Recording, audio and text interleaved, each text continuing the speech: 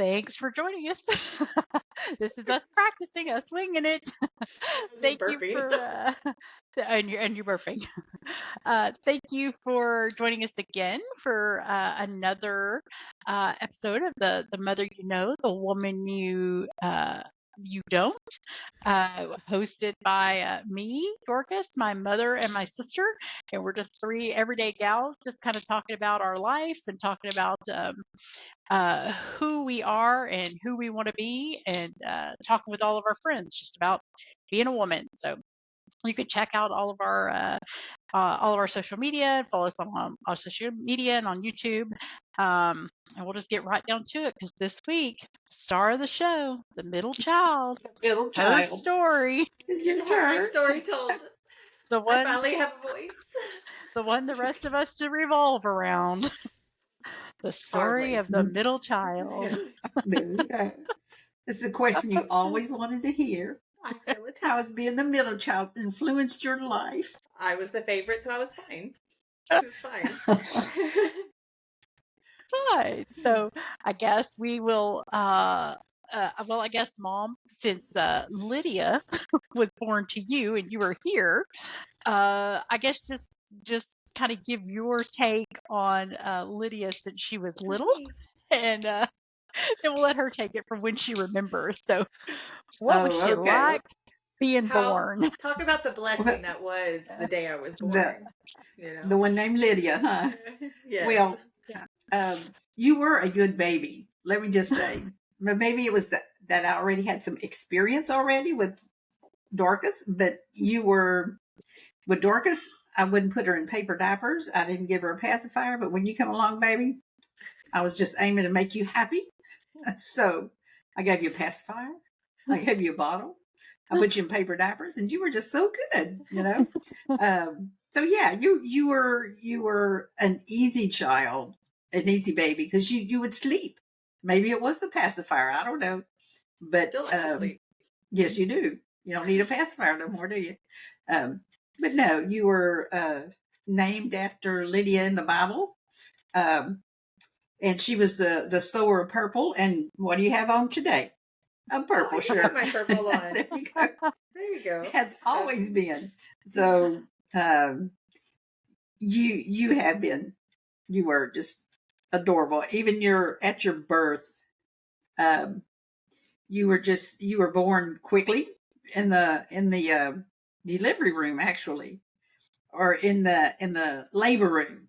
And so when you were born, I didn't do gas or anything, and got right up out of bed and went on about my way. You were easy and also, yeah.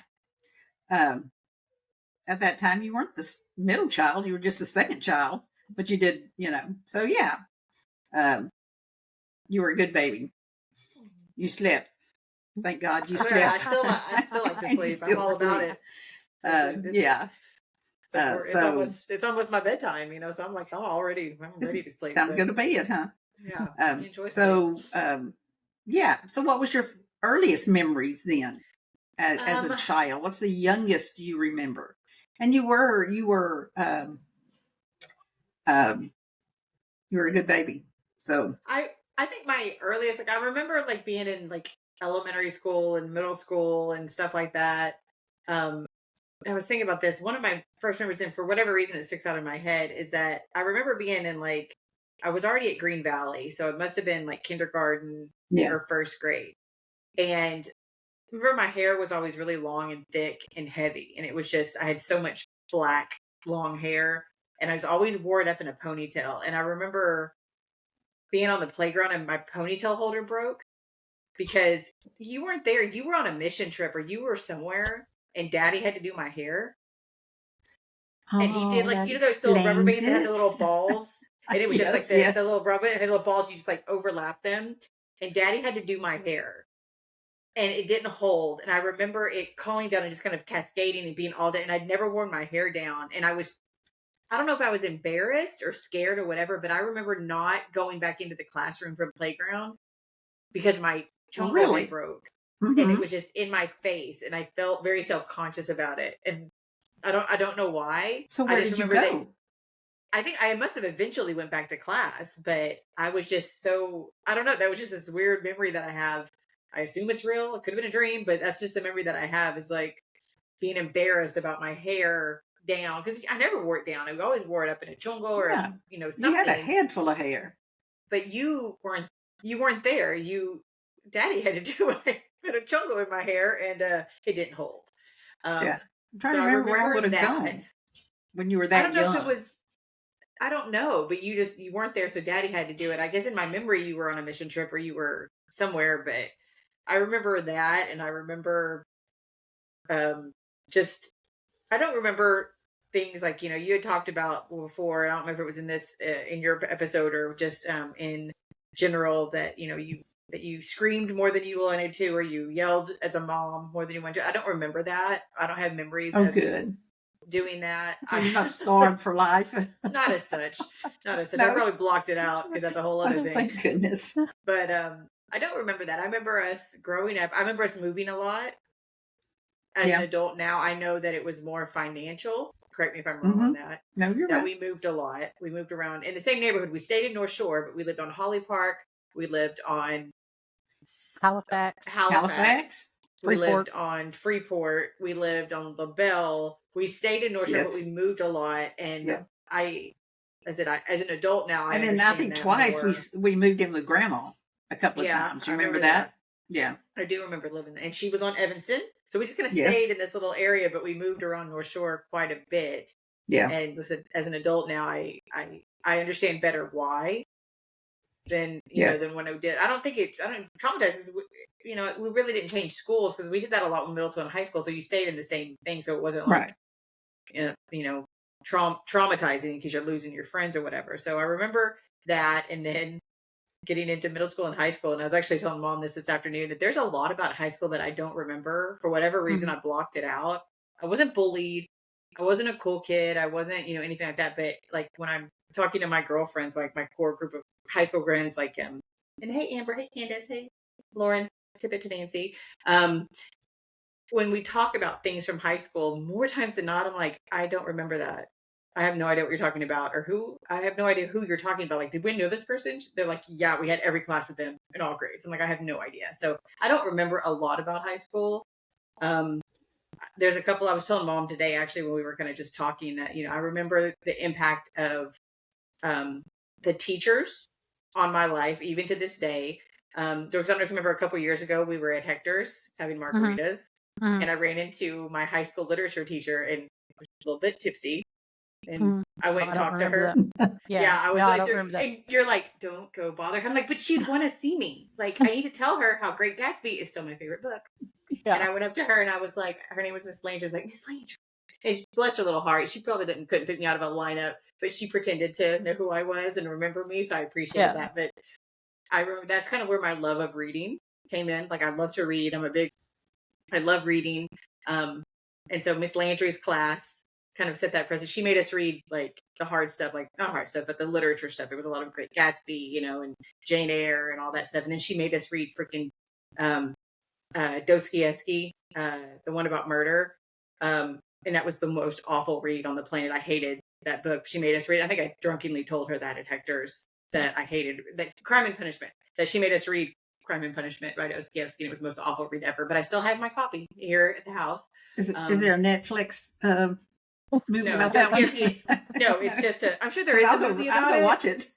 Yeah, I'm sure there is a movie about it, but Dostoevsky's Crime and Punishment is one of the most, it's awful. Like, it's Russian. I think it's Russian literature, and you're just like, oh my God. But that kind of put me on the path to loving to read. So I actually read a lot of those books, and that's what I remember from high school. I remember reading a lot and really enjoying that. And then I remember hating math and science, but for whatever reason, I felt the need to take honors chemistry and honors physics and all those things, and I hated it. And the love of hatred of those things has carried on, through college and everything else. And then I remember getting out of high school, and actually, I'll talk about the fact that, like, in high school is actually a lot of where my own, like, mental issues or whatever. That's what it is. I figured this out in therapy, excuse me. But y'all know, but the audience doesn't know. But like, I suffered with an eating disorder for years.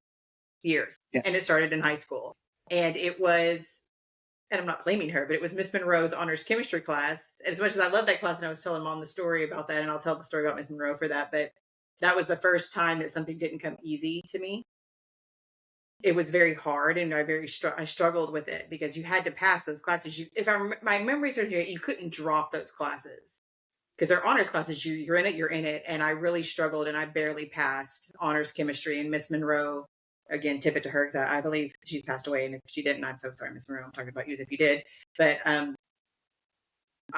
had like a 64.4, and you had to have a 65 to pass the class. And she gave me that 10th of a point to get me up to that 65 to pass. But that was like, I started having food issues around that time. And I know now in therapy that it's about, it's about control, and you're trying to control something. You can't control all the other things in your life. And so that sent me on 2 decades worth of terrible, terrible food behavior and food issues. But that's when it started. Like, that was the thing that kind of triggered it for me, was not being able to pass those classes.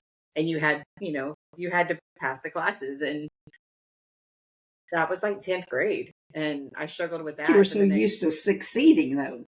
Is that not right? You were used to really doing good and succeeding. And and then I didn't. Yeah. It didn't make sense to me. Like, to this day, science and math, even though I work in the sciences technical field, I'm not a subject matter expert. I just work there, and it didn't make sense to me. Science does not make sense. Like, when you fast forward to like college, and I'm a fine arts major, and they're making me take, excuse my language, dumbass things like biology. It makes no sense to me. And it's just it's a money thing. They wanted my money, but I'm required to take all these things, and I'm required to take, stupid classes that I do not need. I'm not getting any of it. And it's the same thing. I would struggle all through college because at that point, my perfectionism and my eating disorders, all this stuff, you go. And I'm not going to lie. I was there was almost a competition with Daddy on GPA. Oh, yes. Because Daddy had a 4.0 GPA, he did, he did. master's degree, and and he would tease us about that or whatever. And so I did have this. By the time I got to college, there was a lot of self pressure to get those kind of grades, but that hatred, the love to hate of science, is kind of just followed me all through that. And like to kind of like to back up a little bit, when I graduated high school, and you wanted me to stay home. I did want you to stay home so you could go to college. I didn't want to do that. Yeah, I didn't want to do that. I wanted to get a job. I wanted to get a car because my 1979 Monte Carlo that was passed down from my sister via my grandmother. That you mean the yellow and black one?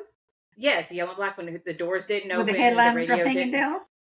It was awful. The door wouldn't open from the inside, so you had to drive with the door not closed all the way. But you couldn't roll the window down and open it because there's no guarantee it would go back up. There was no air conditioner. If you shut this door, you had to get out the passenger side door. And it was just, I needed a car. So I needed a job because I was not going to drive that canary yellow Monte Carlo around for very long. And so I moved out. You did. Had a little bit of a rebellious streak. A little bit. Got my first tattoo that I hid from you for a very long time. Your bird tattoo? Not the butterfly? It's not a butterfly. Didn't you have a butterfly? No, it's a daisy with a heart. Oh, okay. Well, I don't know. I got it off the wall, which was stupid. I know better now. But if you don't know what the one you told Mariah was a sticker? Yes, because I was taking my Dorcas's oldest daughter, Mariah, who was probably 4, and we had gone to CVS or Walgreens or something, and I took her. She had to go to the bathroom, so we went to the bathroom, and I had to go too. So I'm in the stall with her because she was little, and I pull my pants down, and I'm doing my business, and you can see her seeing. It's like on my bikini line at the bottom, and she's looking at it, and I was like, she's like, "What's that?" I was like, "It's a sticker, Mariah. It's a sticker." And she's like, "It's not a sticker." She's too smart for her own self, even at that age. But she kept it for a wee bit. I think. Well, she kept secret. Yeah, I know she kept my secret because she's my girl. But once you go off to college or whatever, and I go for a couple years and don't really do much. JC is like whatever, and I kind of dropped out and was just kind of working, and did waitressing for a while, did some other random things, and then I got my job at the credit union, and that was kind of one of those things that changed the trajectory of my whole career or whatever. Because the point of all this and I'll get to it, is that up until like 2 or 3 years ago, I'm 44 now, my whole life has been leading up to where I am now, which is probably true for a lot of people. But um, when I started that job at the credit union, I was just a teller part-time doing my thing. And the marketing department was hiring a marketing assistant. And the marketing people are the ones who always look like they had a good time. They were the ones who planned the parties. They were always running around. They did popcorn day on Friday. And I'm like, I can do popcorn day on Friday. I can totally make popcorn. So they had this like a marketing assistant job open, and I applied for it, and I got it somehow. I don't even remember, but I got it. And the CEO at the time, his name was Jim Warren, and I was closing the shift at the credit union still before I transitioned over, and he had come down, and his office was right there, and he would like stay till everybody left, and he was a really good guy, and he had come out and he said, I heard you got that marketing job. I said, yeah. And he says, well, are you in school? I said, no, I haven't gone in about a year. I've just been kind of taking some time off. And he said, well, I'm not going to let you have it unless you're in school. And I was like, well, crap. He goes, well, I'll pay for it. Well, the credit union will pay for it.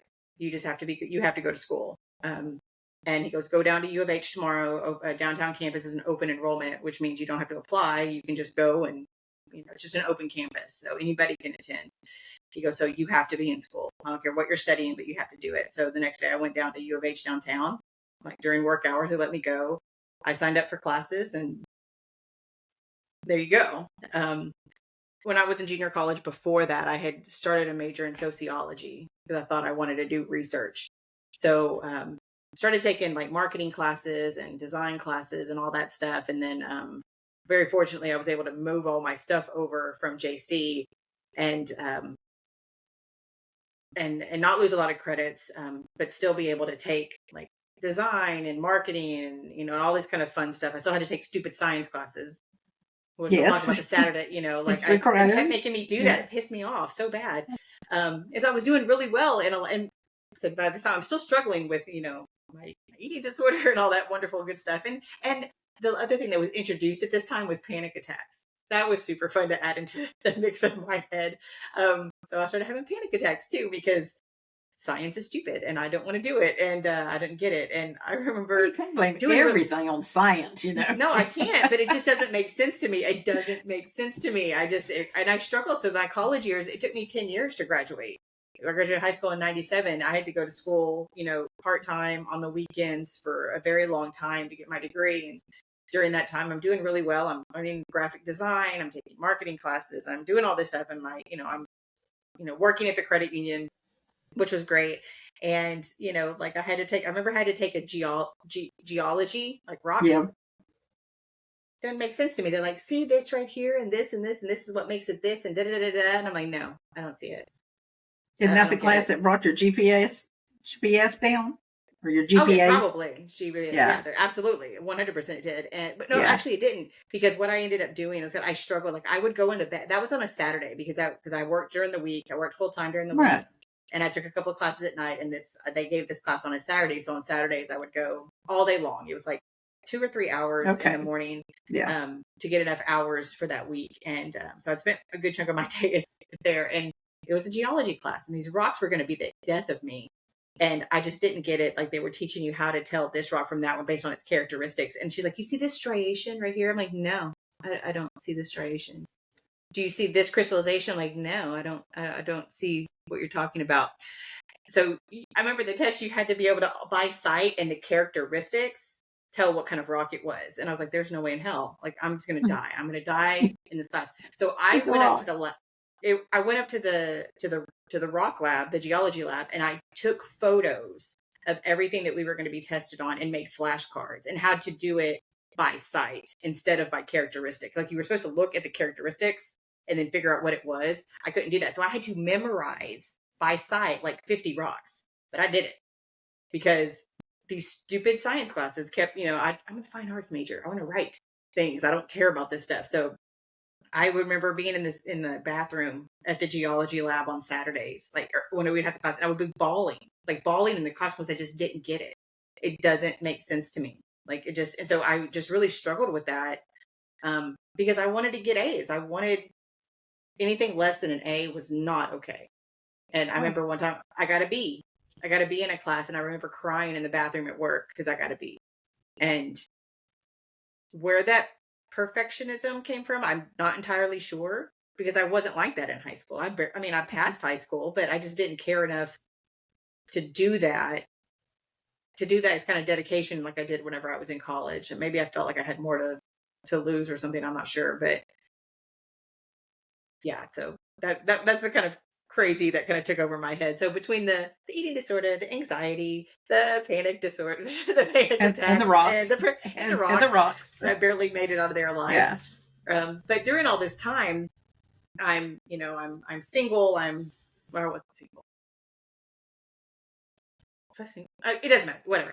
I was, going to school. I'm doing my thing. I'm, learning my career. I'm starting off in marketing, and I'm, staying at the credit union working. And what was great about that, as hard as it was to go to school full time, to work full time, go to school part time or full time throughout those years to get my degree. By the time I graduated in 2007, not only did I have my degree, but I had almost 5 years, I think, at that point, of marketing experience. Yes. So I was able to come out of college and have a good foundation for what the next 20 years of my life would be.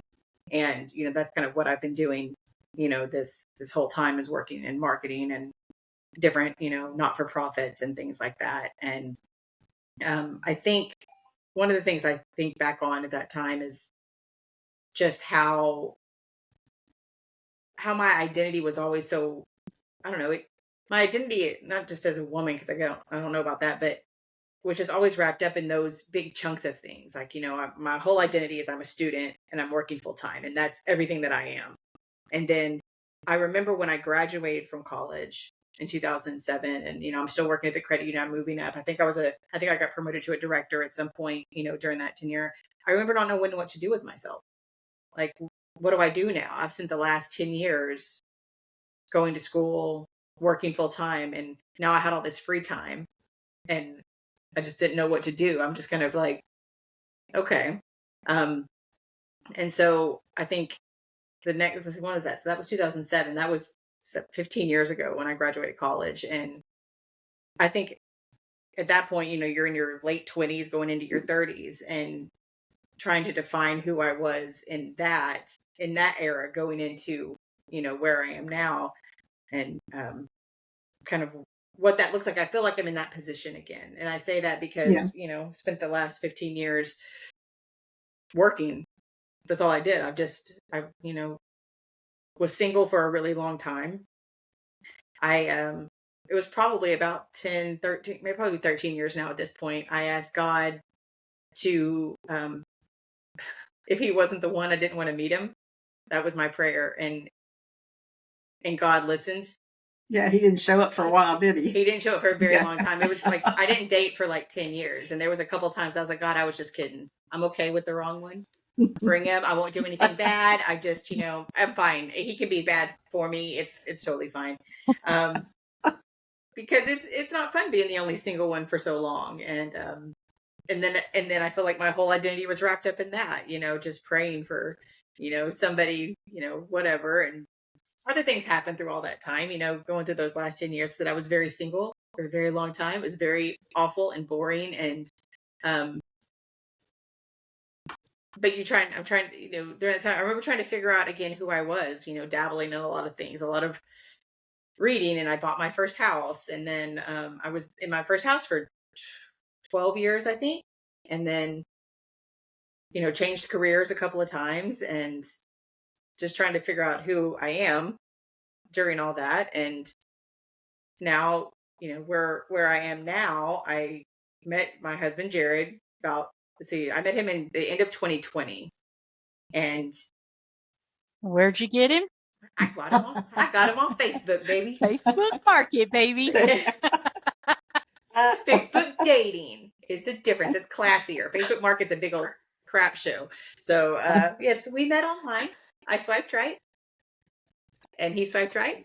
And I messaged him first, which was something I was trying to do. I was trying to be bold, because I would normally just wait. But I messaged him first. I was like, hey, Jared, how's it going? And he wrote back, and we kind of started talking And we talked for a couple of weeks, and then we had our first date. I don't remember whose idea it was to exchange phone numbers first, but we talked for a little bit, exchanged phone numbers, texted, talked on the phone, and then we had our first date at a food truck festival in Liberty, Texas. Liberty, Texas. And the food truck festival in Liberty, Texas consists of 2 food trucks. So our options were like burgers or lobster rolls, and we opted for the really not lobster a rolls. festival. It was just It's really not. It's like It's just it's just Uncle Joe with his food truck kind of thing. no funnel cakes, no funnel cakes, nothing. No, no alligator on a stick. No, that would be good though. I'd be down with that. But I remember, like I said, and truth be told, like, I mentioned earlier, my lovely little eating disorder I had for many, many years. I did go to therapy for that, so it's fine. But I had conquered that. I had beat it, explains all the weight gain that I had. But, whenever I started talking to Jared, I was very candid about the fact that I was like, I'm not like a salad eating girl, right? Like I'm not going to be some dainty petite little thing. And I was very self-conscious about that whenever we started talking, and I wanted to make sure he understood what he was getting. And I remember pulling up to the festival, and we're gonna see each other in person for the first time. And I had parked on the wrong side of the courthouse, and he was over here, like on that side by the gazebo or whatever. And we're kind of on the phone trying to find each other in the thing. And I remember kind of coming up behind him and seeing him, and he was definitely not like, he didn't look like his pictures. Jared in his pictures looks a lot fuller than he is. He's, and I've always been a chubby chaser. Like, give me my little, give me a chubby dude. I'm all for it. And here's this very tall, very thin, lanky fella. And I remember him turning around, and I'm like, hey, I'm behind you. And he turns around and he starts walking towards me. I remember thinking, oh my God, he's so tall. Oh my God, he's so skinny. And I immediately go into this place of preparing myself for him to be disappointed in what he sees. And I can turn that on like that. I can self-defense, I got this. I'm like, okay, I'm fight or flight. And I immediately am just waiting for that. And he comes up and he gives me a hug. And I'm just like looking at him, waiting to see that look of disappointment that I'm not physically what he thought I was going to be. And I remember it never came. Like, he was all smiles. Brings tears in my eyes. Yeah. Because I've been on those dates before. Yes, I've been on those dates where you tell them, I'm not some skinny little thing. Just be prepared. And then you get there in person and they see it and their face falls. And I'm like, all right, I gotta go. It was nice meeting you, but I'm done. Because you can see, well, actually, I wish that I was that girl. I was not the girl back then. That girl back then would have stayed and entertained the idea of this date because there was low self-esteem there. So with him, it was very different. And I feel like he saw me for me. And that first date, we ended up staying there at this little picnic table and eating our lobster rolls for about 4 hours was our first date. And like our phone calls had, been hours long as well. And so, had our first date. It was lovely. And then I remember at the end of that first date, he walked me to the car, and I really wanted him to kiss me. And he didn't kiss me, very respectfully. But I was like, yeah, I hadn't dated in 10 years. So I'm going to need you to go ahead and give me that kiss. And it didn't happen. He didn't kiss me that first time. But then after that, we had our second date, and I totally got to make out on the second date. I think I told him, I was like, by the way, we're going to kiss when you walk me to the car because I really wanted you to kiss me the other day. And he's like, I really wanted to kiss you too. Like, all right, we're so going to do this. And so we went to, had our second date, went to Papacita's, and I got to kiss him for the first time. And I remember, sorry, baby, whatever, I'm going to tell all our secrets. We were kissing or whatever at the end of it. And we say goodnight, and I called Paula, my best friend. And I was like, girl, I am so screwed. After he kissed me, I was like, I'm screwed. I'm so screwed. That's because he kisses like a porn star. Oh my God. I was like, I'm in. How many porn stars here? I'm just saying, I was guessing that's what it was. It's a metaphor, mama. And okay. And just curious. And I was like, I'm so screwed. She goes, yeah, you're screwed. So after that, it went, I felt like it moved pretty quickly. We, started spending a lot of time together, talking all the time, like Dorcas tells the story. I started going out more because I was living with you at this point, like when I met him. So, so we start, dating, and it gets serious or whatever. And then, we date for about a year, get engaged in November 2021. And then we get married in April of 2022. And with my husband comes 4 beautiful babies. I was fixing to And say, you Yeah. skipped right over his I know. suitcases, man, his baggage. Yeah. He No, came it with is. some serious It's blessing baggage. it is blessing baggage. Yes, it was. He told me that like I knew he had kids, like because he had put it like in his Facebook profile, and I was like, okay. And he's like, I have 4 kids, right? I'm like, well, I've got 6 nieces and nephews. Kids don't scare me. Anyway, so so Mary and Jared made me an instant stepmommy or step lolly. So a step lolly to these 4 beautiful babies. And so I feel like my life has changed a lot in the last 3 years. I've been praying and praying and praying and praying and praying. And then I got exactly what I'd, been wanting by meeting him and having these 4 beautiful babies, in my life. And my titles of, just my up until that point, my life had only been about my career and waiting for him. Not that you know what I mean. I'm not waiting around for him, but essentially waiting for somebody like him. And then all of a sudden, I'm now a wife, and I have to live with a boy, and I have these beautiful little babies that I'm like partially responsible for keeping them alive, making sure that they're fed and clean and their hair is done before they go home to their mom. And it's definitely been a whirlwind of the last couple of years. And then right now we're building a house and selling the house we're in now, which is the house that I was building when I met him. And I feel like in this phase of my life, wonderful as everything is, I'm just trying to figure out what's next. Like, I feel like, I'm meant to do something great, but I don't know what that is yet. And that's kind of where I'm struggling right now. I don't know if it's a struggle, but that's just kind of where I'm at. I said, I'm still learning how to be a stepmom. I have no idea what I'm doing, half the time. And I don't know how to I'm learning how to be a wife and, figure things out in a partnership with him. But so much of my life has just been about my career and working to the next level and achieving and, making more money and doing all this stuff. And now those things are still important to me, but my priorities are different. There's not the biggest priority. Like, my biggest priority is now my family and figuring out what our life is going to be. And, so see, I remember you at one point making a comment about you and Dwayne being a team. And like y'all are your priority. And I remember being younger, not understanding that. Like I didn't ever understood that, but I get that now. Because I'm part of that. So I get it. Like, I used to always like tease you about me not being a factor in y'all's decision making. Oh yeah, because you're not. Imagine that. Not. I'm like, what do you mean you didn't think about Imagine how you moving 50 miles away is going to affect me? Like, sissy, like you're one of my best friends. I can't believe you did do this. What were you thinking? You're like, you were not a factor in our decision making. I was like, that hurts. It hurts me a lot. Like 8 in the list of things I got to do.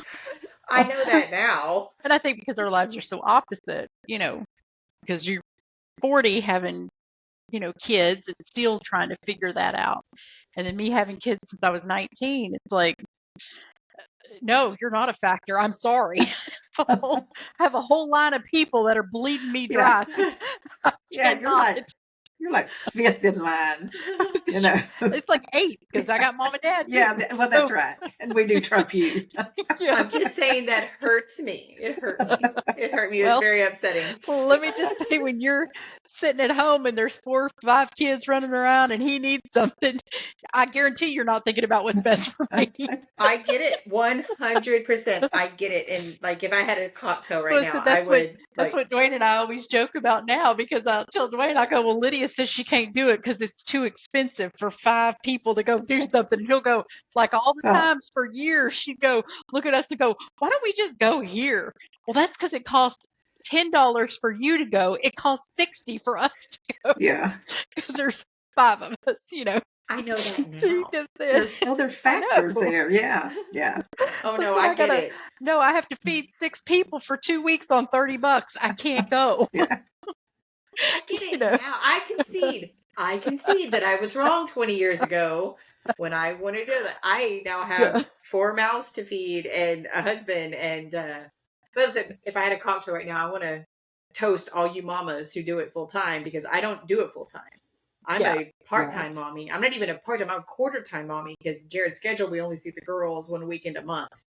And Yeah. all you mommies who do it, and y'all do it full time, or you do it by yourself, and to the girl's mom, to my stepdaughter's mother, props to all of you women. Like, I have, and I can admit that I used to not like, I didn't not like women, but I was just like, kind of indifferent to everybody, really, because I'm still indifferent to a lot of people. But I have a new respect now for mothers and wives, and, people who have careers and you do all this stuff. It's just, it's very impressive. And like I said, I only do it 1 weekend a month. And like I said, my whole day revolves around making sure that they are fed, that they are clean, that their hair is done, that all these things before we send them home. Because my biggest fear is them going home and, their mother thinking I don't, take care of them. So I really want to take care of them, make sure that they are nice and, healthy and well rounded and all those things. And and I told her, I was like, they may eat a lot of chicken nuggies with me because I'm not the best cook. She's like, well, they eat.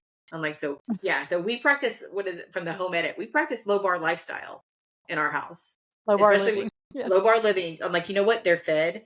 Like when the oldest stayed with us for a week last summer, I told her, because I was working or whatever, and her sisters weren't going to be here till the next weekend, and I was working, her dad was working. I was like, you're old enough. She's like, she's about to be 13, so it's like, you're old enough to, you can take care of yourself. You can get up and all this kind of stuff. I said, you have the run of the house. Just, I'm working, just, whatever. And I got so tickled. I'd walk, come out in the morning after I'd been working for a little bit, and she's laying on the couch under a blanket eating Oreos at like 9 a.m. And I was like, you do you, girl. You fed. You got food in your belly. Or one morning, it was like, 8 a.m. She's out there eating ramen noodles. I'm like, you know what? You fed. You're good. We're going to celebrate the fact that, you're staying in your jammies all day because you can. So it's definitely a learning curve for me. Having a husband, like I said, I have to live with a boy now. There's a boy in my house, and there's babies that I have to to to learn to go from 1 to 6. That's definitely been a good, and it's not even a challenge, but I think it's definitely a learning curve for me, because Yeah. things like Well, it goes from thinking about you to thinking about, 5 people, or yeah, a 6-person unit as yeah, opposed to a 1-person unit, yeah, and then I will say, I think you do it probably a lot better than I did. I think the age thing, like you're talking about, you chilled out or not fighting perfectionism as much. yeah, Like I said, you say eating Oreos at 9 a.m, my whole body goes, oh dear God, get up and Yes. make those babies breakfast. What's Yeah. wrong with you? But I'm saying it's because that's my own yeah. perfectionism level of thing that I still struggle with. But And because it's, that was just because she was here by herself. When her sisters are here, well, I no, know, we don't do that. It's probably because but she it's never like, got to eat Oreos at 9 o'clock in the morning. Okay. Or who, me? No, Lydia. Oh yeah. I'm thinking, So oh, we I've can And ruined again, it you. was I just just the ruined you. oldest. Is this rebellion? Is this No, it rebellion? was but just the oldest. It was just Yes. because she was here from band no, camp. but I'm saying Yes. that's just it. It's that you have because you're an older mother, because you are going to be a first time older mother. You're in your 40s. Yeah, You've already established who you are. You've worked through some stuff and all that, and be more. You have the opportunity to be more centered than like yeah, I was with my kids. yeah. So I think that's somewhat of an advantage too. Is that I think so. I think older mothers are probably better, because they got life, in your 40s, you've got life more figured out than when you're in your 20s. Like I said, Yeah, my poor kids had to grow up with me being a 22-year-old spaz, Yeah. Yeah. 25 with 3 kids. So it's not great. So that no, is but probably something that I being hope an older so. mom is advantageous, for I, them. I, I hope so. I mean, like I said, like I said, they eat a lot of chicken nuggies. They eat, because I said I'm not the best cook, and they know Lolly tries, and it is what it is. But I think for me, it's learning, like you said, it is that chilling out, but learning trying to get away from that perfectionism. The perfectionism is stuff that started in college when I was having anxiety and all these other things. That perfectionism carried over into a lot of my adulthood. So whenever the house is not as clean as it needs to be, or that I feel it needs to be, that is something that I struggle with, like when the girls are here, especially in the beginning, because I'm used to everything. It's just prim and proper and everything's where it needs to be. And it's just, perfect and whatever. And then, I kind of have to get to that point. I had to kind of teach myself, like when the girls are here, it's okay that there's, my favorite thing is like, why aren't there Cheetos under the table? We don't even have Cheetos. Where the hell did Cheetos come from? Like where, and being okay with the Cheetos, more focusing on the fact, like, where did they come from? Because we don't have any Cheetos. So focusing on that stuff. And you know what, I quit, like when they're here, like for, like a weekend or whatever, I'm just not going to sweep until they leave. I'm going to let it get feral. I'm going to let the house get dirty. Because they're little, like some of them are little. They're just, that's what they do.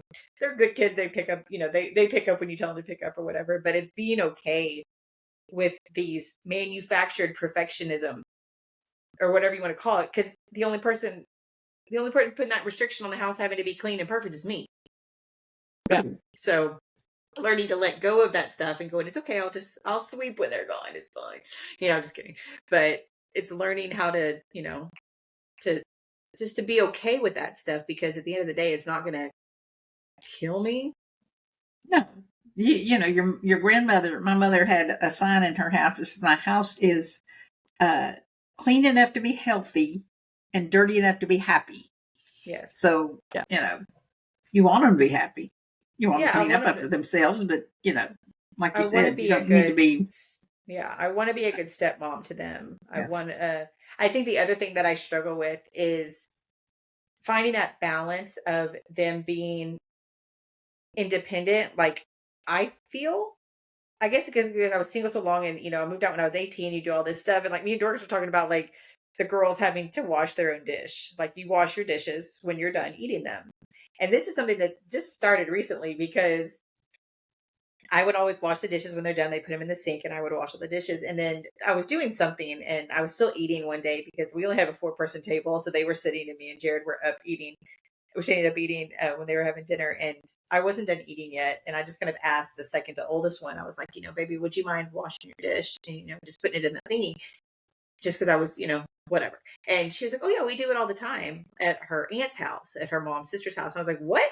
She goes, oh yeah, we wash our dishes all the time. I was like, why have I been washing dishes for 6 people if y'all do this all the time? She goes, I don't know. I was like, new rule. Everybody washes their dishes. Yeah.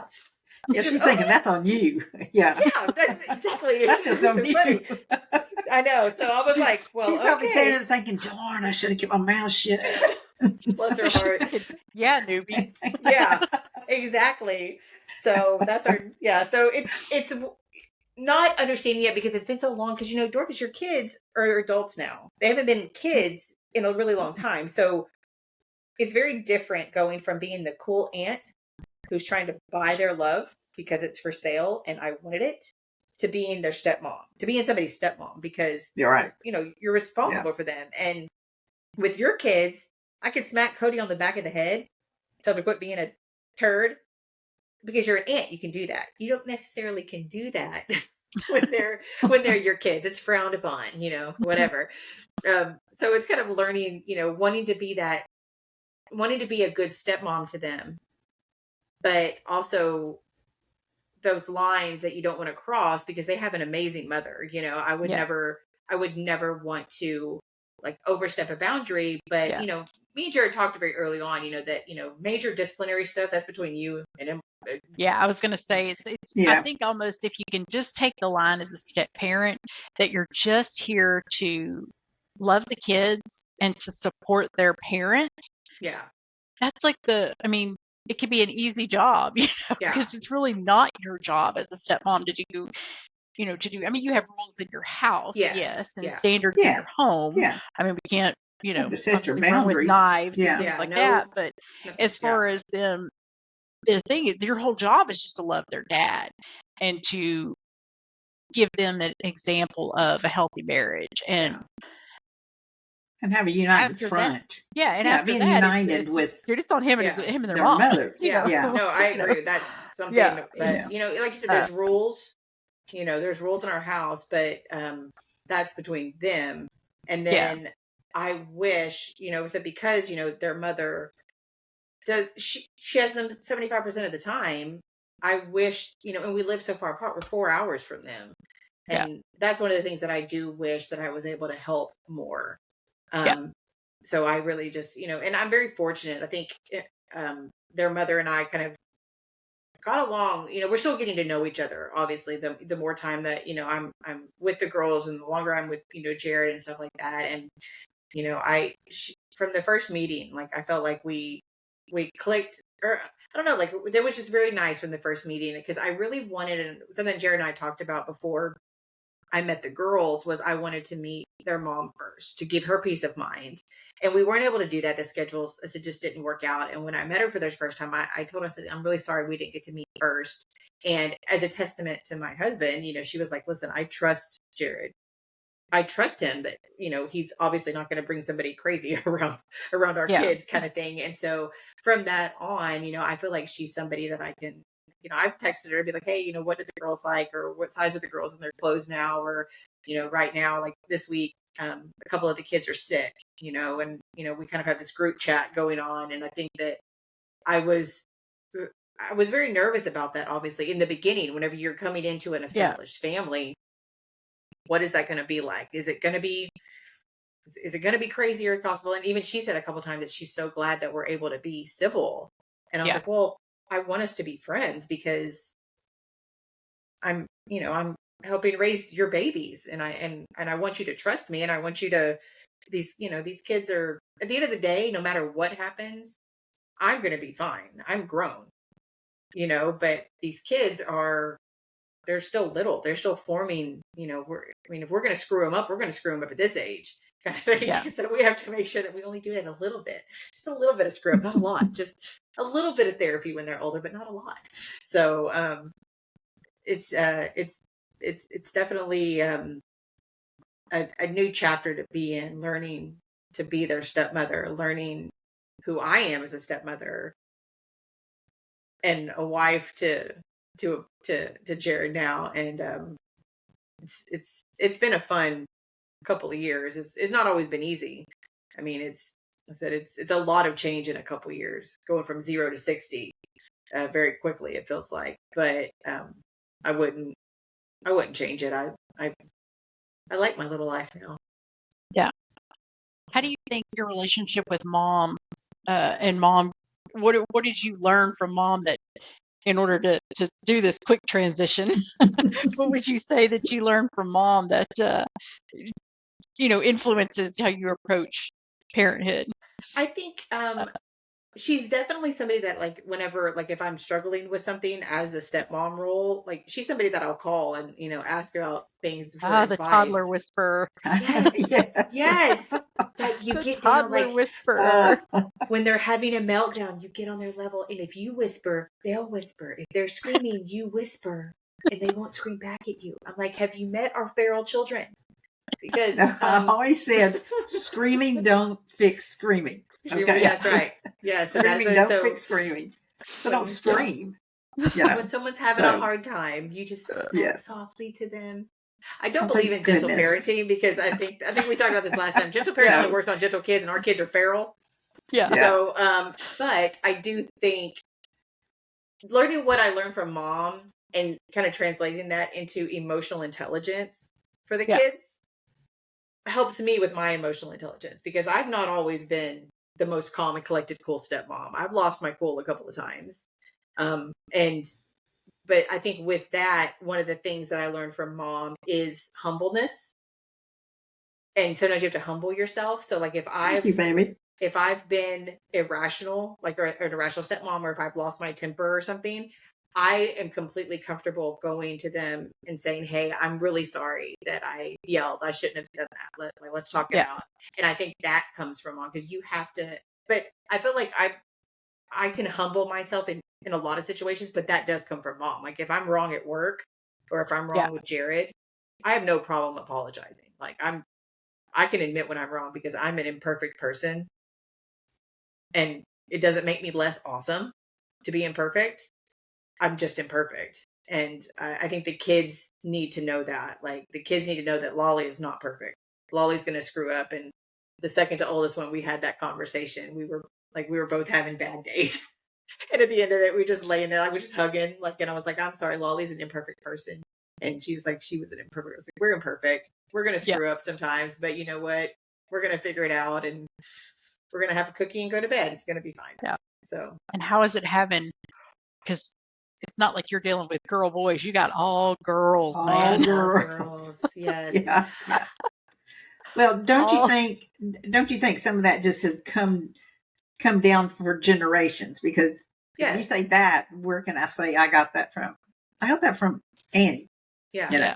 And I think her influences are still rolling down from generation to the next. And I think I would love for your babies, not only Mariah and Ariel, but for your 4 little girls to know something about grandma. Yeah. Connie. Well, Connie too, but my mother for sure. Yeah. And Grandma Connie. So I think that's that generational thing, that generational connections that we want to talk about too. It was her demeanor. It was her grace for people, herself, and for people. It was all of those things that trickled down. And I'm definitely more Annie now than I was 20 years ago. Yeah, but you've been Connie before. Oh, heck yeah. You channeled Connie before. I can channel Connie Saradell. Like, oh, there's Connie. Yeah, I'm here thinking, I just channel Connie all the time. And that's not a bad thing. Let me it's not a bad thing. She was just. Yeah. We just need to have a Connie episode where we talk about grandma fighting off them carjackers and ending up in a ditch. She's salty. Yeah, a little spicy she too. Was salty. Yeah, she could be. Yes, she could. Yeah. So, yeah. I mean, I think I channel both of them differently. I think y'all do. And I think it goes back to what Dorcas was saying in the beginning as far as like my age, because, and this is something we had a conversation the other day, that, when I turned 30, the things that I cared about, just in general, diminished. Sure. And I remember asking her, I was like, so I said, I just don't care about a lot of stuff anymore. She goes, that happens when you turn 30. Fast forward 10 years. When I turned 40. Dorcas did. Yeah, I did. Oh, Dorcas, yeah. She told me, she's like, yeah, that totally happens. And then when I hit 40, it got even worse, but in a good way. Like, I really don't care about a lot of stuff. Yeah. I just don't have I like to kind of say, I don't have the emotional collateral for a lot of crap. I don't have it. And I don't want to deal with it. And I will, this is terrible. I want to say it. I have no problem cutting people out of my life. Like, what is that? The people either lift you up or they tear you down. Yeah. And I don't have it for the bullshit stuff anymore. And I feel like that it's taken a long time to get here, but that is that's the Annie I want to channel, that, because she did it more gracefully than I do, because I do it in a way that's still really ghetto and North Shore. We could be. That's the thing. Is like it comes to like it comes to like the tiered thing. We always talk about tier 1, tier 2, tier 3. Yeah. Your tier 1 friends are where all your stuff is wrapped up, and then your tier 2 is like, I like them, I'm nice to them, but I could do without them. And then the rest of the world, you're still nice and kind and polite to people, but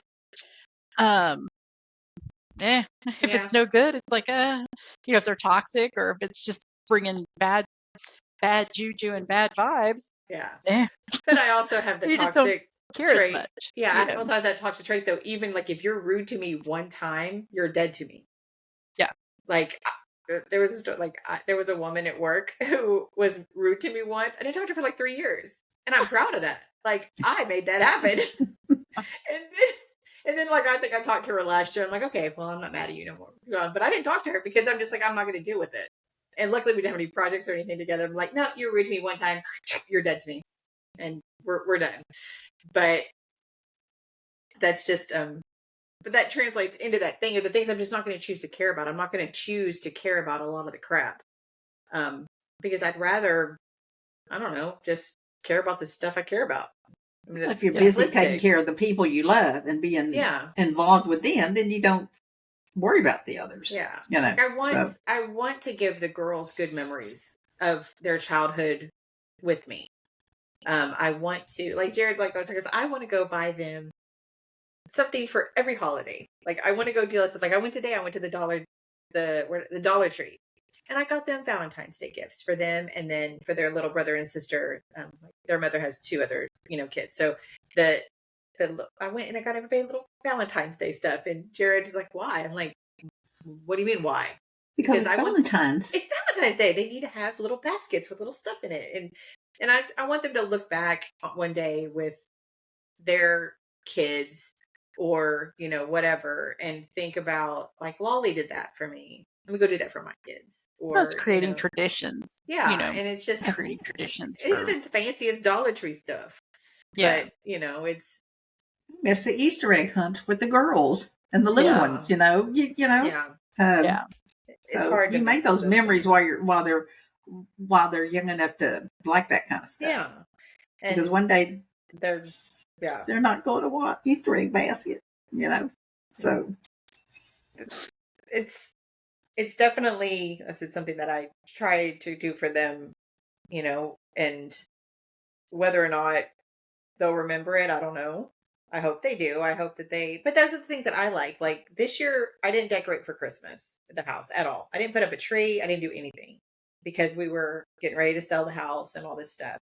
And like they made a couple of comments about it. Like they walked in, they're like, "There's not even a tree." I was like, "I'm a bad stepmommy. I'm traumatizing them. They're gonna hate me. I ruined Christmas. Oh God." And they were fine once they opened. I know they were fine once they opened their presents and they didn't even think about the tree. But still, that's right. I tell Jared all the time, it's like, "They're gonna think I don't love them." It's like I didn't see them last month because I was out of town for work, and so like I was like, "Are they gonna think I don't love them?" And he's like, "No, they're going to be fine." I'm like, "Are you sure?" I don't want to traumatize them because they didn't see me. They're going to think I don't love them, and I don't want to come home early from a work trip for them. But I know that one day they'll get it. One day they'll understand. How because that's another thing is like Jared's work schedule, because we don't get to see them every other week or whatever, that's hard for them. And we miss so much stuff. We miss band concerts, or we miss school plays on a Tuesday afternoon, or we miss, this or that. And I know that can be hard, especially the older ones who are a little bit more, cognitive of the fact that we're not there. They don't get it now, but I hope that when they're adults, they'll be able to look at the situation and say, Daddy and Lolly did their best. Mommy did their best. Mommy did her best, and just kind of, hopefully, I hope we don't screw them up too much, but not enough to be permanent damage. Yeah. To have some good stories. To make it comical. Yeah. Want good stories. Yeah, it's good. Totally fine. So are you trying to start new traditions with your 4 little girls? What's something new? Yeah, what's something you're family pulling from our childhood? Yeah. Yes. Pass on. Because we did break tradition this year, We did. And so we did all kinds of breaking traditions. Yeah, we did. This year. Yeah. Yeah. So something just specifically for you and your girls, because you have 4 of them, which you think was something that they will enjoy and pass down themselves. What do you hope to leave? One of the things that I think we're going to probably start doing in the next couple of years with the girls is opting out of things like presents and go for experiences. I've seen a lot of people talk about that. We're going on a vacation with them this coming June. We're going on a cruise. I'm not going to say what kind, because I don't know if this will get back to them or not. But they don't know what we're doing.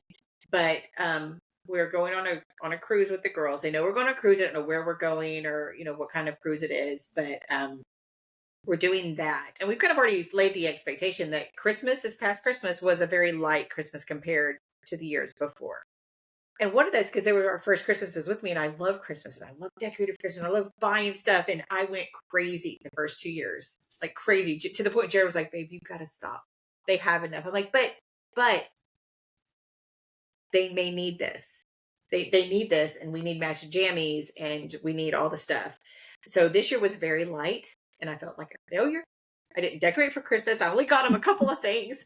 Like we had a budget for each girl. And I'm like, I am failing. I am the Grinch. I am the worst stepmommy ever. And he's like, they're fine. First of all, they really loved their presents. Each of them got something they really wanted. Yes, they did. And they Yes. were Yeah. excited about it. Yes, they were. Because they showed me. I know. So I think we're going to opt for more experiences. Yeah. It probably won't be big vacations because we've been paying for this vacation for a year. Like I've Yeah. got like 2 more payments on it, to do it. And so this is not something we can do every year. But maybe it's just, like I think we talked about like for Thanksgiving, because now like our families, we've got mom's side of the family was always Thanksgiving. And then, so now we've got mom's family, we have our family, and then we have now his family. And so we kind of have to rotate. So this year we went to his family's Thanksgiving. Last year we went to ours. But, I told him, I said, I would love to like every other year start doing something for just us. Maybe it's us going, to somewhere, with a hotel pool. They love to swim. I'm all about going to a hotel with a swimming pool. Go. Like just go swimming, they love stuff like that. And so just finding things that they would love to do. But it is, it's expensive. 4 kids and a husband, it's expensive. So we have, like we have Marriott Marquis taste on the Howard Johnson budget sometimes. So we have to just make good choices, and he likes to remind me that, babe, you realize we're building a house right now. I'm like, I know, but listen, there's this resort that I want to do for Thanksgiving. It's got a water park. It's got an amusement park. He's like, we're building a house. It's like, I know, but babe, just listen. So he's trying to remind me, all the time of all that stuff. So we're building the house this year. We're going, because it was our genius idea to book that cruise. I booked the cruise a year ago. Is that the baby? Sorry, yeah, It is the baby. Listen, y'all, it's the next generation, okay? I know. The next generation's hanging out in my house tonight. So Yes, this is how we're rolling. And I was like, I want to see the baby. She was asleep when I saw her the other day. Tell them to come down here before they leave. By the way, my sister lives literally like down the road 30 seconds from me. So tell them to come over here when they leave your house, okay? What's the talk about? Stuff. Talk about traditions. Traditions. So like trying to figure out like things like that. And we booked like last summer. I was like, hey babe, what do you think about we book a cruise for all of us for next year? It'll give us a year to pay for it. And he's like, okay. So that was like in June. And then August, we're sitting in one of my best friends, Shane. We're sitting at her house in her pool for her pool party for her birthday. And me and Jared are just chilling, just having some cocktails, having a good time. We start talking about our living situation and all this stuff. And then what comes out of that is we're selling our house and we're moving. And then like 4 days later, we're building a new one. Yeah, and we're building a new one. And like 4 days later, we building the new one. Yeah, like within like a week or whatever, we have a contract on a new house. And I'm trying to look at stuff, and I'm like, we booked this cruise. Or how many cocktails did you have? Like how many cocktails did you have? Like 2. That's all it really takes for me to do impulse buying in a new house. So I'm really bad about that. But so now we've got these 2 things. So once those things are done this year, so we're blessed. We're blessed to be able to do that. God's really providing for all of those things. But it does, you have to make sacrifices for this stuff, So whenever like I said, we told the girls, like Christmas, you're not getting anything for your birthday next year. This is your birthday trip, because all their birthdays are in August and September. So this is your birthday present. We might get you a cupcake when it comes time for your birthday, but this is it. And then, nothing for Columbus Day. And we'll see how next Christmas goes, because we'll be in the new house by April. So we'll hopefully April or May. So I want to do more experiences with them, because those are things. But you'll at least get them a Christmas tree, though, won't you? Oh, at least get them a Christmas tree. Next Christmas, it's going to look like Santa puked everywhere. I'm so excited. Like I can't wait to decorate the new house for Christmas. It's going to be so obnoxious, like so obnoxious. I'm already putting money aside to put lights on the house. I'm ready for it. I want the biggest tree we can find. So yeah, I'm definitely going to do that for them, because I want them. Listen, when they noticed a difference when the house wasn't as Christmassy as it was the last 2 years. So I want them to have that. And then, I think with them, as far as like where I am in my life and me trying to figure out what I want for the next chapter of my life, I've spent so much time getting here. I've always wanted a bunch of kids, and I wanted a husband, and I wanted the things, and I have it, and I'm so blessed to have it. And I'm, you know, I'm here, but what's next? I want, if they're to look at me as a woman, like, when they're older, to look at the woman that Lolly is, I want them to, I don't know, just keep seeking for who they're supposed to be, I guess, is because I feel like I'm like that now. I'm 44 years old, and Gary Vee says all the time, 44 is just the beginning. Like, you're not old. You're not like, your life isn't over, in your 40s. Like, what were we talking about the other Dorcas? Like, Martha Stewart didn't start her business till she was in her 40s. Yeah, she's in her 50s. Yeah. 50s, I think is what she said. She didn't start it until she was 50.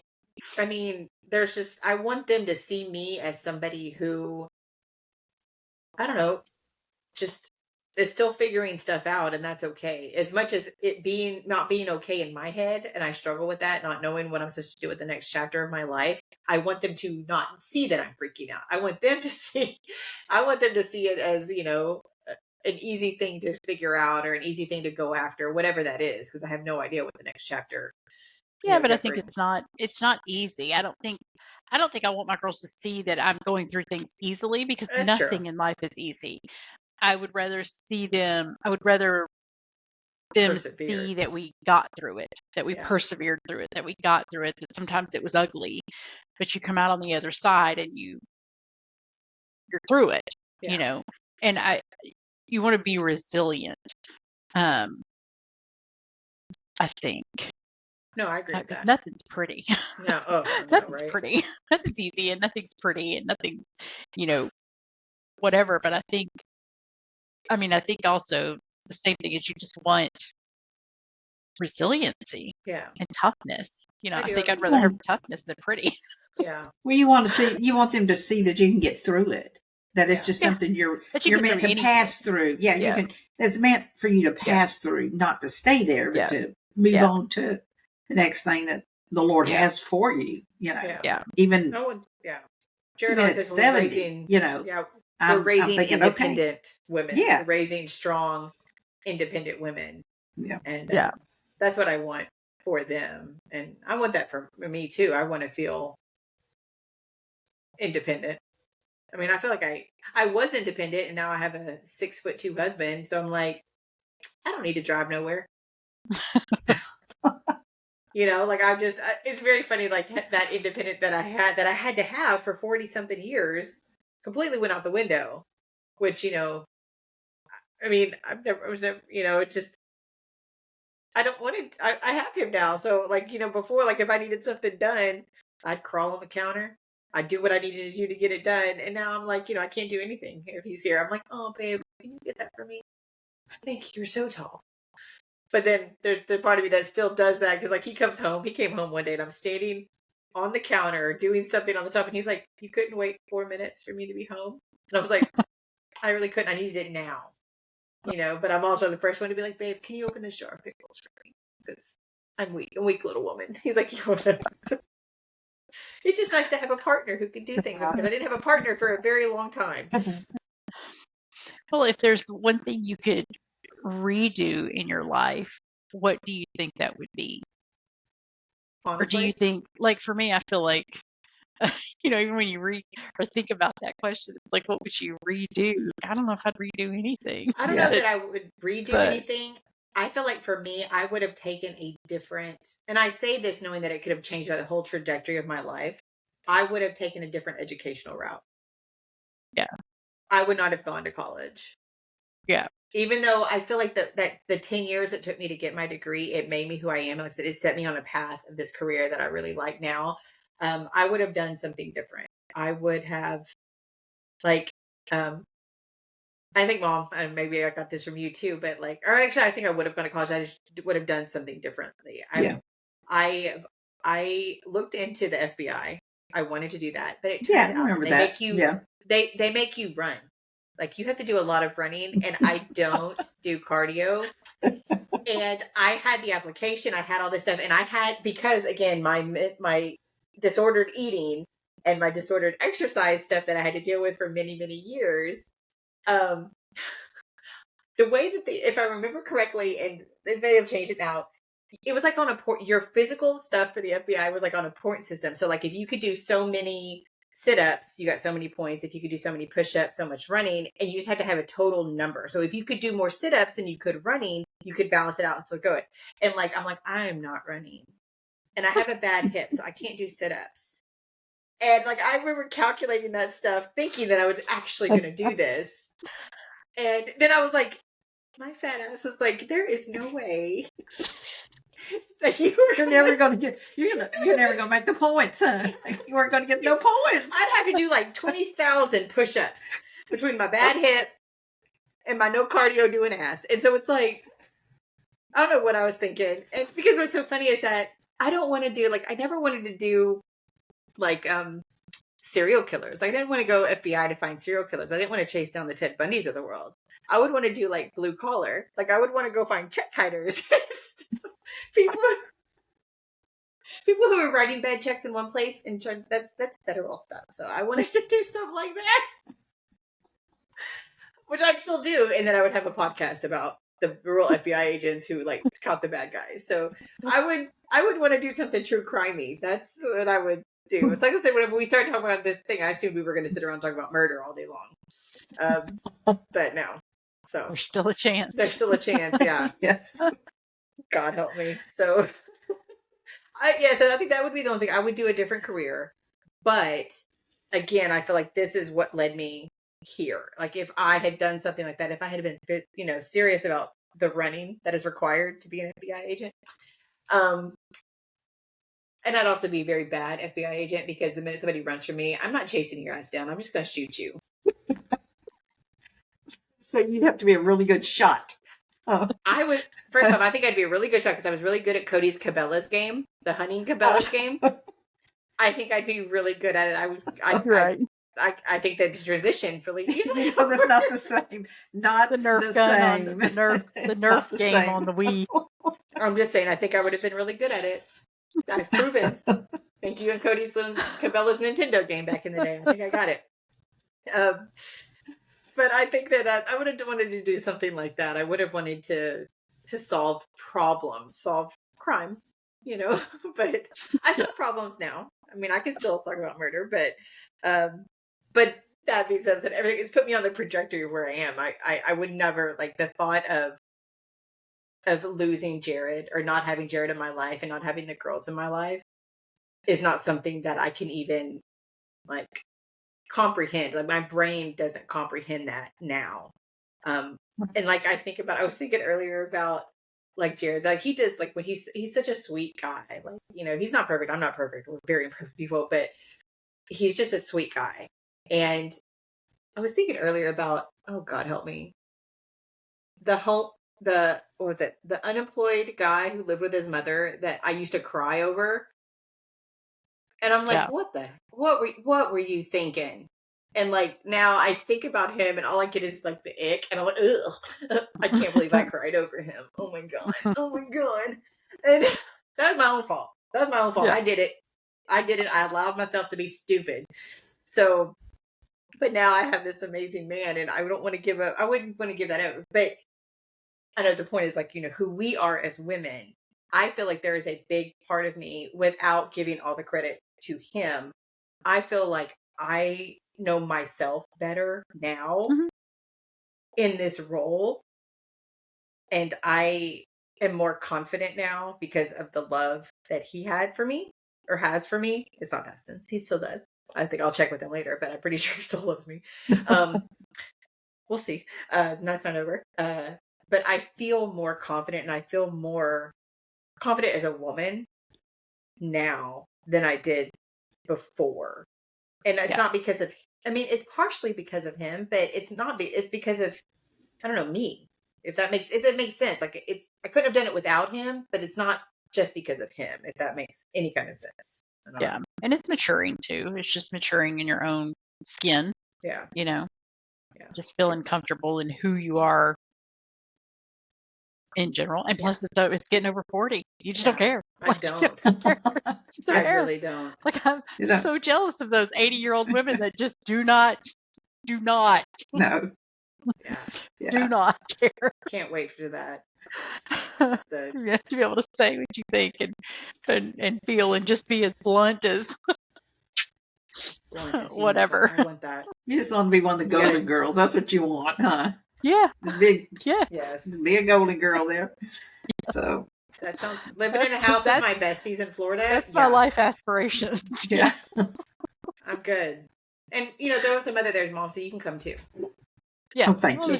Sophia was the house mother, but yeah, I think it's just kind of figuring out and being more confident and being and even now, like the physical, like for the viewers at home, the listeners, I had weight loss surgery a year ago. Tomorrow's my 1 year anniversary of that. Mm-hmm.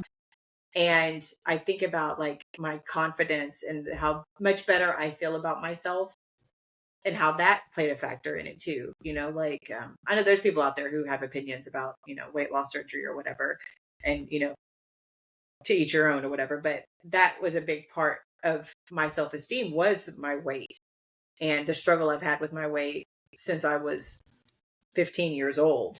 The last 30 years, it's been such a big part of it, and feeling more confident and feeling more for whatever reason. And I know it's unhealthy to think like this, but feeling more worthy to be loved. And I say that not because nobody's ever made me feel that. That's just whenever you've got food issues, when you've got disordered eating and you've got all these issues in your head about food, that's just kind of the stuff that comes along with it. And so when I was able to beat my kind of find recovery from my eating disorder years ago, and I still struggled with my weight and all this, and then I met him and he loved me at my biggest and made me feel beautiful even when I didn't feel that way, and made me feel all those things, and supported this decision to have the surgery. And not loving me, he doesn't love me any differently. Like, he doesn't look at me any different. He doesn't love me any differently. He loves me for me, and that makes me feel more confident in it. But also too, like losing 100 pounds makes me feel more confident. But I don't know what's next from that, I guess, is the next part of all this. I still couldn't, like, even now being 112, I still couldn't like run and join the FBI. Like, I still wouldn't be able to do that because now I'm too old. But I feel like I'd be more patient with the criminals now. I mean, I'd still just shoot them, but it's fine. Yeah, for sure. Don't make me run. So what do you think? You're saying you don't know what your next goals to be, but what are some of the things you still want to accomplish? Or do y'all want more kids? Do you want more, like, I know we're getting a new house, career wise, like, are there still big goals that you're going after, or do you think you just don't know yet what you want? I think for us, I still hope that we are able to have a child. I would love to have another baby. That's one of those things that because of my age, we're gonna have to get help. That was actually, I'll tell the story and I'll make sure he's okay with me telling the story, but that was one of the things that we talked a lot about whenever we first started getting together. And in my head, even though like we had conversations about like, wanting more kids or something like that, he thought he was done having kids. Like he thought he was past, he was done with that. And when we started getting serious and all this kind of stuff, I had it in my head that he was not going to want more children. That was a narrative that I wrote, and I played it over and over again in my head. He never said that outside of, he thought he was done having kids, but we were getting serious. And I just assumed that this was going to be a hurdle we couldn't get off. That part of me, the one that's inside of me that wants to be a mother, even though I am a mother to the girls and I consider the girls mine, I would jump in front of a train for them. I would beat up a bear for them. I would unalive somebody for them. They're mine.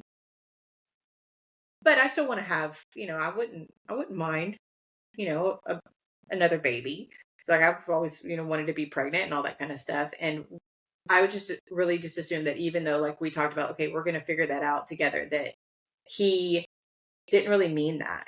Like in my head, I just couldn't, I was just so scared of him, having to do something he wasn't ready to do or didn't want to do. And I tried to break up with him when we were dating. Like I tried to break up with him in the Chili's parking lot, which it's gonna be dramatic if it's in the Chili's parking lot. And I Classy. thank you. I mean, it's Mhm. Liberty, Texas, Classy. so um, I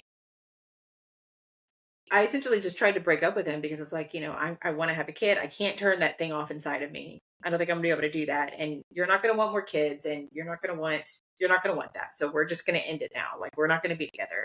And I tried to break up with him in the Chili's parking lot and for like an hour, and I'm crying because at this point I'm already in love with him. I'm thinking that this is the one, and we kind of leave it at that, and we go our separate ways. And he calls me on the way home, and he's like, "Listen, our time isn't over.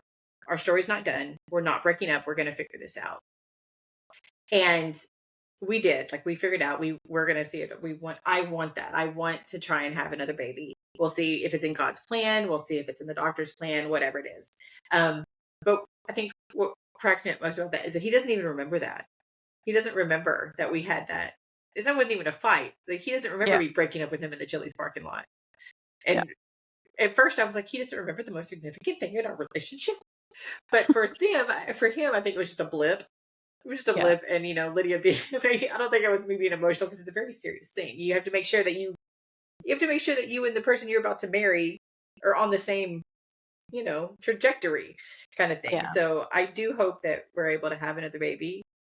Y'all will be the first, not everybody out there, but you guys, will be the first to know. We Or better. the second to know after him. If that happens, and if it doesn't, if that is not in the cards, my biggest goal from that is to, and I'm about to start crying because I can feel it, is to somehow figure out how to be okay with that. Yeah. Because I don't know how to turn that part off inside. And it will be, if we can't medically, physically, if that's not in God's plan, that's going to be very hard and very devastating. And learning how to turn that off and not feel that. Because there's a lot of anxiety that it won't happen to begin with, that I'm 45 years old, and sorry, I'm tearing up here. I'm sorry. When I talked to my doctor, like 6 years ago, I talked to my doctor about freezing eggs, and the pamphlet that she gave me, I swear to God, had a couple on the cover of it that was like mom and dad's age. And I was like, this is terrible marketing, first off. Yeah, we're 70, right? The people on the Abraham cover, they and were Sarah. like 60. Yeah. They were like Yeah. 60. And when I went back the next year she was like, yeah, we talked about freezing your eggs last year. I was like, can you talk to your marketing department? Because this brochure has like senior citizens on it. And it's really offensive. It's really offensive to me as like somebody who's like 35 and needs to freeze her eggs. Like, what is this nonsense? So I think that's kind of my biggest thing, is trying to figure out that part of it, and how, if it doesn't work out the way that I want it to in my head, how am I going to deal with that and accept that reality? And it's very scary to think about whether or not that's going to happen or not, and how I'll deal with it, or how we'll deal with it together. Yeah. And I've always told them, if that's not in the cards and that's not what our life's going to be, then we will have the girls, and we will have all the experiences that we can. And I'm going to go to Disney a lot. I feel like a lot of great trips. A lot of great trips. Yeah. Y'all are really going somewhere. Yeah. So the girls are going to have stamps in their passport, dadgummit. So, Yeah. but So I guess as your life is right now, like, what do you want your legacy to be for the girls? Like, and your legacy to be, I mean, I know you're still really young. That feels like a death question, doesn't it? Well, but it's kind of what we're wrapping up with everybody. It's like, what do you want your legacy to be, even though we still have so much life? Yeah. It could change. I want to be remembered for, like, I don't know if it'd be remembered and have a legacy, same thing, but I think that if people think about me, I want them to think that I'm funny. Yeah. And you are. I try. Yeah. I want to be a good woman. I want to be a good wife. I want to be a good stepmom and mom.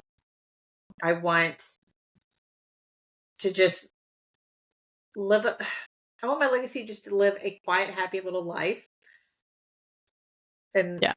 that's okay. I think I've spent the first part of my life in this career trajectory, and it was all about the career, about the career, about the career.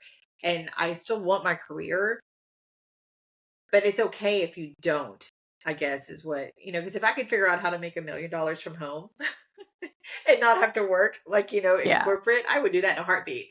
But, Yeah. and don't come at me with all these little side hustles because I've tried them all. I'm not Well, a there is no-no a yet. simplicity, I think, in just having, I don't know, it feels like the world overcomplicates what we have to be as women in Yeah. general. And there's a simplicity in being a mother and a Yeah. wife and having a job. I mean, I don't want to be a I don't boss think at babe. this point in life, I Uh, don't want a fancy title and a career. I want what I'm spending outside the house to mean something. yeah. Um, I want it to be meaningful. I don't want it to be wasted. I don't want to waste time, Yeah. Of course, want to get paid, but there's a simplicity in just saying I want a life. And I think especially for you is just sitting in the moment of where you are because I know the struggles of the loneliness and all that. But if you can sit in the moment where you are, um, with your life and your kids and your siblings, and like even not even thinking about, I think we talked about this the other day, is thinking about just being in the moment and thinking about those people, that those next steps will come Yeah.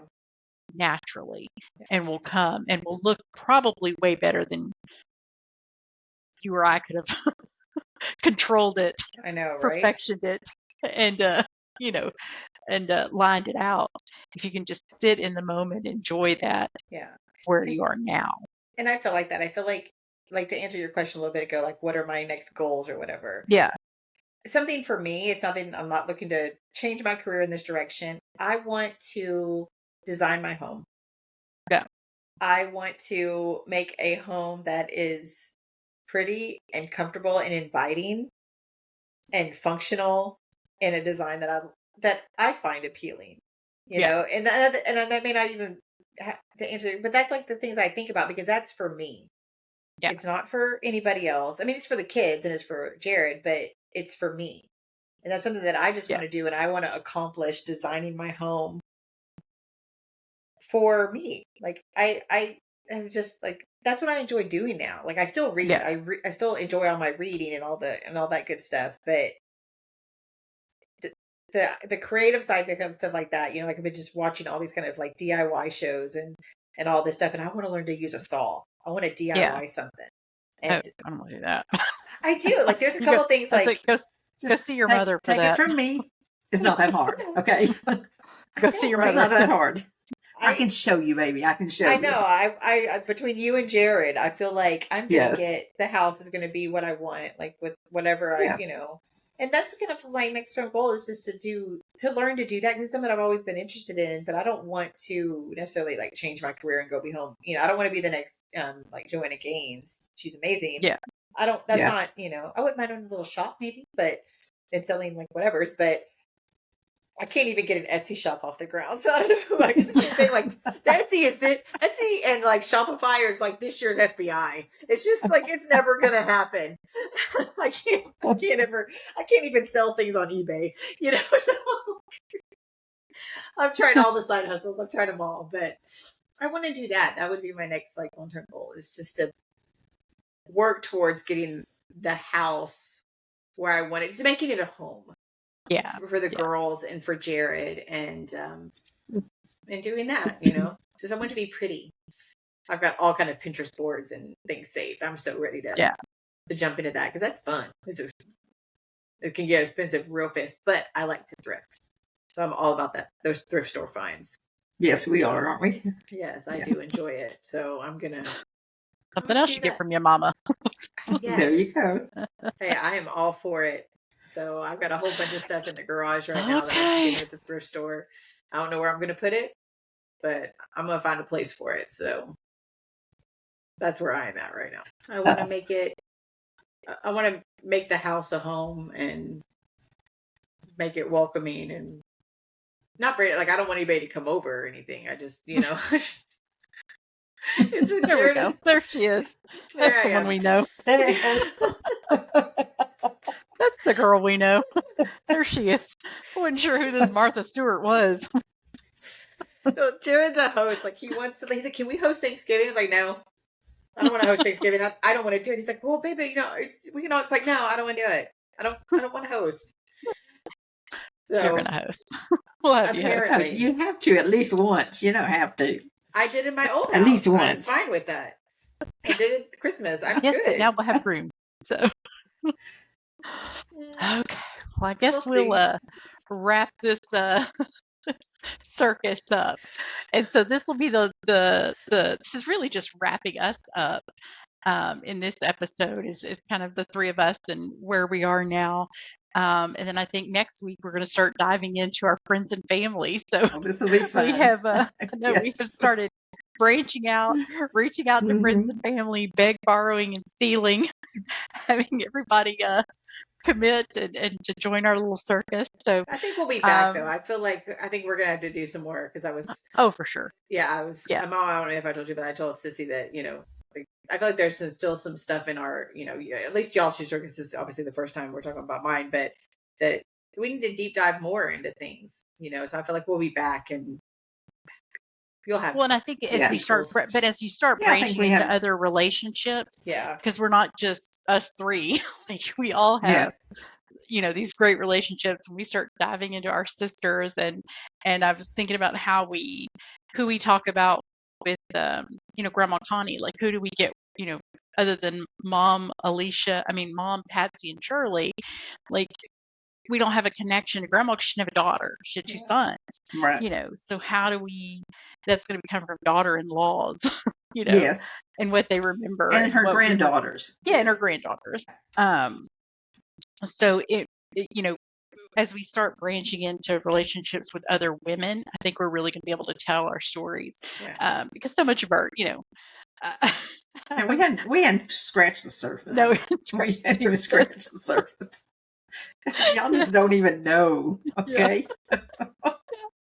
So I think more of our stories will develop, and then as we develop our stories with our friends and family. So that's what I'm looking forward to. It's been like, okay, like we all know each other. Okay, we get it. Yeah, screwed up. We got it. But as you start diving into our relationships, I think that's going to be really the fun part. So thank you to everybody who has stuck with us through this first 3 or 4 episodes of getting to know us. Through having no idea what we're doing, but that's okay. And then one day we'll, it'll sound better, it'll look better, and then we'll have a lot, other people on here. So thank you so much for listening again to the Mother You Know. We hope that you'll just stick with it as we, build up this group of women and all this, just us talking, chit chatting about our lives. Don't forget to subscribe to the Mother You Know, the Woman You Don't, on your favorite podcast platform. So you never miss an episode. Please subscribe. That would mean the world to us. And we'll talk to y'all next week. We bring in more people. And sit around and chat some more. So we'll talk to y'all later. I do want to give a shout out again to American Swindle for their theme music. We appreciate it, bros. Go check them out on Spotify or wherever you listen to their music. So thanks, guys. Thank you. See you later. Thank you. Bye. Yeah. Bye.